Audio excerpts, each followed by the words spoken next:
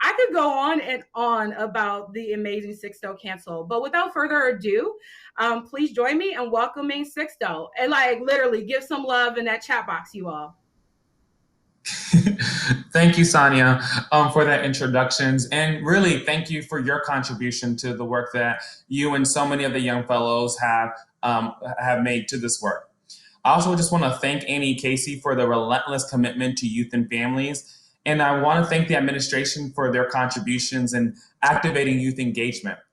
Today, I'm going to show up as truly my authentic self and share things that, I haven't shared before and thoughts I haven't really shared out in a public setting. And some of these things that I share may cause us to reflect on very painful moments. So in the true spirit of youth engagement, please feel free to do that self-care as needed. Truth be told, I have written this speech more times than I have been able to vote in my lifetime. And yet, I know that participation in this moment will not only lead to government transformation, but removing barriers to cashing in on the promise made when we were removed. A promise by child welfare to work together to reunite us, or a new forever family, but at the very least, the opportunity to gain the skills to be self-sufficient. In a sense, I see this moment as a gathering to right a wrong that has been one of the main pillars of injustice that is deeply woven into the structural fabrics of this system. The structural absence of youth engagement. In a sense, I see today as the moment where 27 states and the federal government of the United States of America have decided to take action on the shared belief that all youth should have a voice. It is one of my greatest honors to address you all today, because this moment has the weight of over a century's worth of work of relentless advocate ancestors who have made it possible for us to gather today. It is only by God's grace that I'm here. You see, like many foster youth, my existence is against all odds, starting with a little girl who managed to survive her first 7 years living in the poverty-stricken projects of Puerto Rico. Although the government-funded housing saved her from sleeping under bridges, it didn't save her from gaining the familiarity of the whistle-like sounds that bullets make when it pierces the ear too closely to you. Poverty, violence, and limited opportunity on the island brought her mother and stepfather to the factory assembly lines in Connecticut, which was supposed to be the golden ticket to be a part of the, quote, real America. It was a chance to earn enough to live in an apartment, eat enough food, schooling that can lead to college, a foundation for a new life. But what seemed like a new opportunity at life still had a dark overcast that followed that little girl to the mainland. Finally, at 12, that little girl told her mother about the years of sexual abuse she experienced. Given a blind eye, her mother chose her husband's ability to provide housing and food, and that little girl was kicked out and forced to live in an abandoned homes. And just like that, 6th grade would be the last time she sat in a classroom. Just like that, not only her self-confidence, but her literal ability to thrive was significantly decreased because her voice wasn't believed. By age 24, she grew tired of being locked in a room and held hostage by her controlling boyfriend. So she jumped out the window. On the run, she escaped to Puerto Rico to work within the family business of illegal protection for the cartel. And while she was there, she would meet a man who she shares so many similarities. At the age of 9, his stepmother kicked him out. Through homelessness and many cold nights, he would sneak into the junkyard, crawl through a car's back seat, and into the trunk. He would lock himself in for the night. He would grow up to become a welder, then a business owner. Those two fell in love, but no one expected her drug addiction to consume him too. What seemed like a perfect love story ended when the family business put their lives at risk. She fled for her life, cutting off all contacts with her former life while unknowingly pregnant with a little boy she would name Sixto. My mother was 26 when she had me. After 11 months on this earth, I experienced my first day in foster care, which especially hurts now knowing that I was her fourth child that was removed. At 6, I was placed with my mother for 11 months. At 6, I was placed with my mother for 11 months in 3 weeks, but without the proper support. And at 6, I was placed with my mother for 11 months in 3 weeks, but without proper support. The reality was she couldn't handle the emotional and financial responsibilities of caring for me and my sibling. So I was placed back into foster care. And at the age of 9, I found myself in a courtroom, staring at a black and gray pepper table before a judge, asking me if I wanted to be adopted. And even though I was clear that I didn't want to be adopted, I said yes. I had no clue that that moment would sentence me to years of abuse. This is the first moment I remember the silencing of my voice, and still I relive it in my head.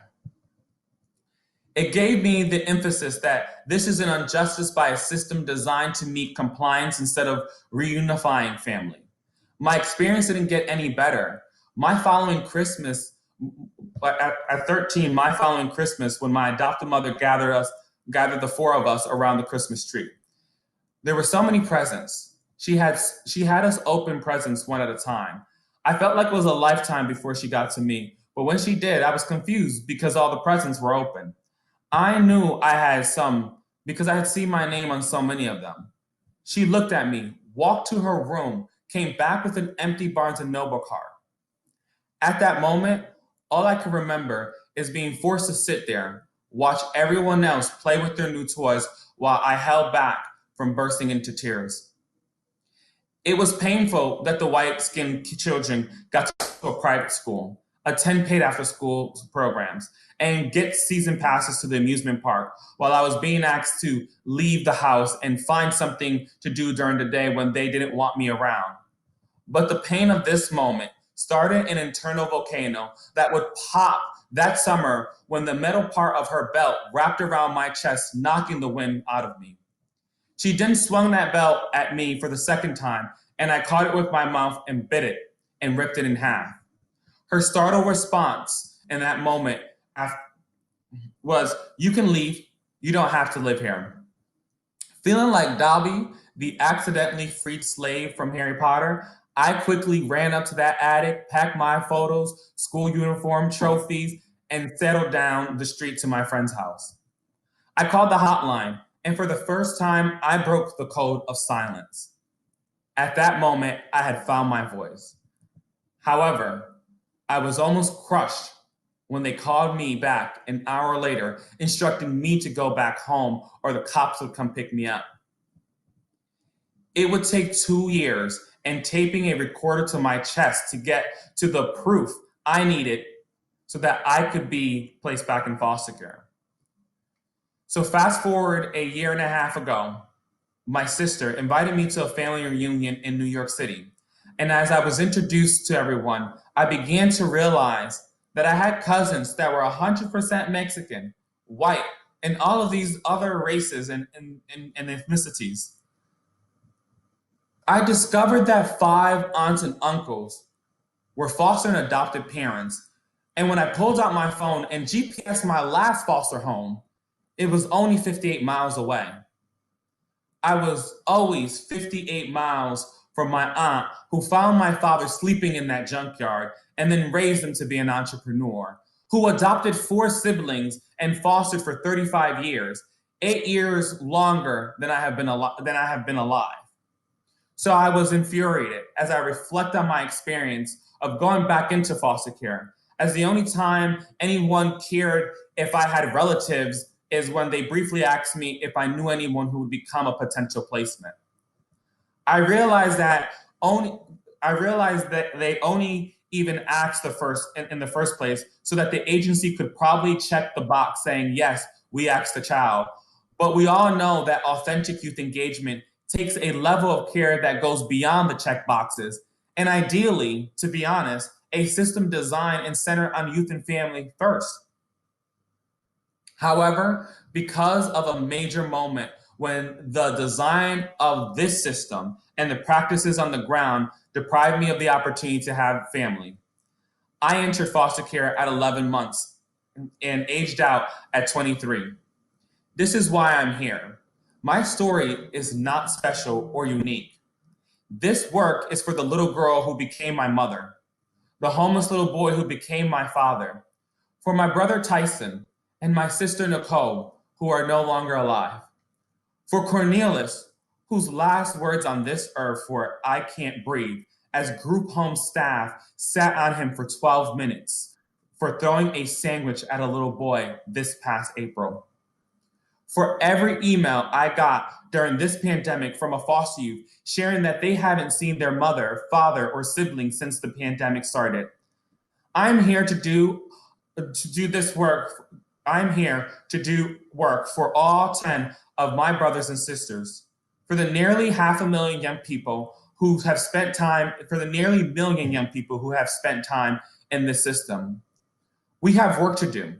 We have systematically failed current and former foster youth before this pandemic, and it is only getting worse.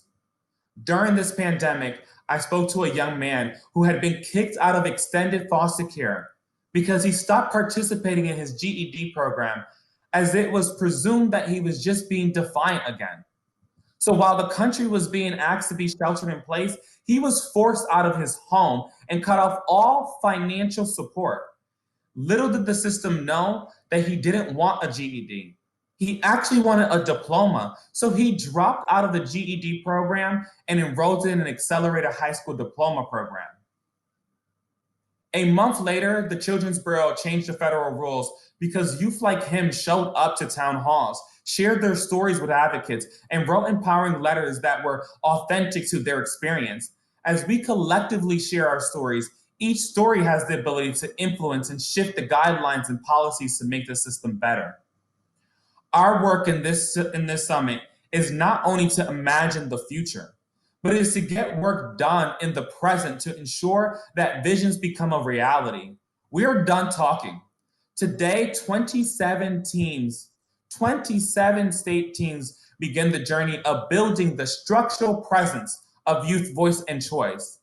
But if we are brave enough to call this work what it really is, we are establishing the structural checks and balances of a child, of a young person's humanity in this bureaucratic system that assume the responsibility to parent us. Today, we begin to take responsibility in addressing our personal responsibility and making sure that we check our biases, our privileges, and our learned mental models, which ignores the inequities that we face within the system. Today, we address the hypocrisy of youth having to earn support.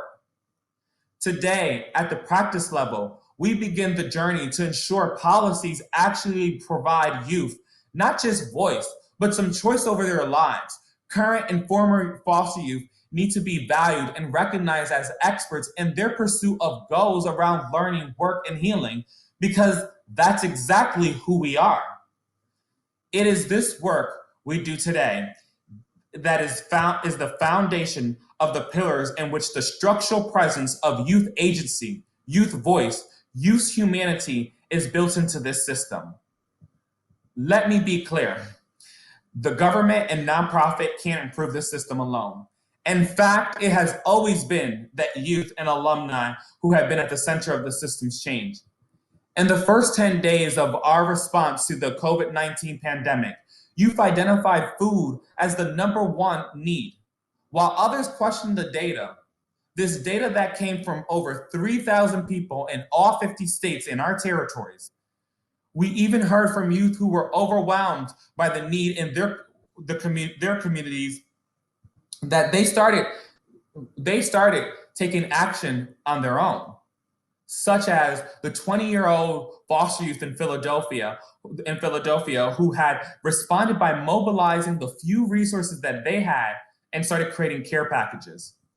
People with lived experience in foster care are the ones who are and will continue to drive this movement. And yet, one of the plethora of examples include the Minneapolis staff with lived experience and who volunteered to have social distancing walks with current foster youth because they knew being lonely can equate to death too. Over the last 160 days, Our inbox has flooded with emails from youth who are homeless as a direct response to the pandemic. But it was Ohio's foster youth and alumni who met with Secretary Carson and secured $25 million for national housing vouchers. Over 160 days ago, it was over the last 160 days, it was alumni and youth from Illinois that wrote letters and mobilized and accomplished the unthinkable. They took an oath to protect and serve every transitional age youth to make sure that they're banned from being aging out, setting the tone for our nation and other systems to follow. Over the last 160 days, it has been young people from Nebraska, New York, California, Kansas, and Maryland who staffed the command center to write and publish playbooks, including articles that have helped agencies access masks for group homes, secure technology so that youth can virtually visit their siblings and their parents, and has even advised them on how to license grandma to minimize the number of youth who come into foster care. Over the last 160 days, alumni, foster youth, and advocates of California ensured an infusion of $42 million to support their state's foster youth and families to get the support they need. And over the last 160 days, from the sandy beaches of Hawaii to the northern light skies of Alaska to the Rocky Mountains of Colorado and to Georgia, the sunshine state of Florida, all the way to the right landowners of this country, the Native Americans. There have been thousands of youth and foster care alumni who have mobilized within town halls, listening sessions, and individually have spoken up to create a better system. Alumni and current foster youth are the people who are the most equipped to address the consistent trend during this pandemic. It is my greatest honor to be able to be a service to this work. And if I only had a few breaths left, I would honor my brother and sister's death with one request: that we disrupt the rhyming riddles of our foster care stories. That we move from well-intended action of "I know what's best for you" to creating brave spaces where we take calculated and healthy risks. I'm sorry? That the stories of 100 days, that the stories of the next 100 days moves from in spite of the system to together we did. 2026 is the year that this social experiment called America experiences its 250th birthday, a pivotal milestone where we will reflect on the ideas that make this country the greatest country on earth. Let's do our part to rewrite our country's story, that we ensure that all Americans, despite race, despite sexual orientation, gender, or lived experience in a system, let it ring true that we have accomplished more than we ever did before, because it's foster youth that had the answers, and that we are the closest one to envisioning and implementing what a better system looks like now. Let our contributions in this moment, whether we are staff, youth, biological parents, or young people, be so significant that we become the ancestors that 100 years from now is looked upon as this pivotal moment that changed our system. Thank you.